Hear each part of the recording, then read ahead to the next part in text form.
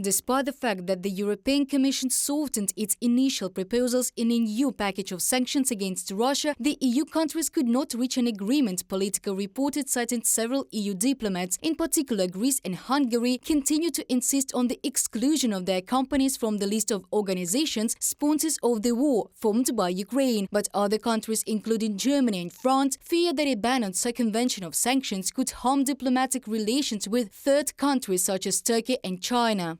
In late May, a number of European media and diplomatic sources reported that the European Commission's initial draft set of sanctions had been rejected and sent back for revision by the EU member countries, which feared that such measures will only serve to isolate the EU in the world. From Politico publication. According to Politico, citing a representative of the US Department of State, Moscow has stepped up efforts to circumvent sanctions. The problem is that European companies sell materials to other countries, which in turn resell them to Russia. The State Department names Armenia one of the key countries contributing to the circumvention of sanctions. According to the World Bank, GDP of Armenia, which maintains close trade ties with Russia, unexpectedly grew by 11% last year, while exports to Russia increased fivefold and remittances from Russia sevenfold compared to the previous year. By the start of this year, Russia was able to re-import certain key categories of electronics, the chips, processors and integrated circuits needed to manufacture modern weapons, at about pre-war levels. The circumvention of sanctions remains a significant problem. Jim O'Brien, sanctions coordinator at the US State Department,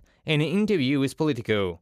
The US names 4 more countries besides Armenia that help Moscow bypass the restrictions. In particular, these are Turkey, Kazakhstan, Georgia and the United Arab Emirates. This year, the Arab company bought more than 1,000 clothing stores from the Spanish holding, which have already opened under the new brand. Of course, there were financial losses. People just didn't understand what was happening. They kept the money. I understand that the losses were in the billions of dollars across the industry. But in any case, it is recovering.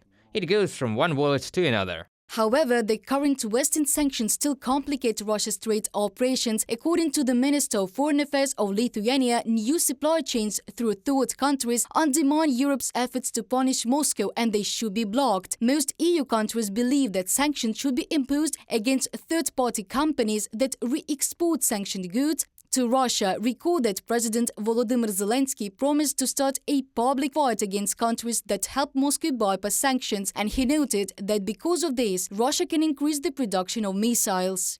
Reported by Diana Kolesnik, Христина Домбровська, UATV News.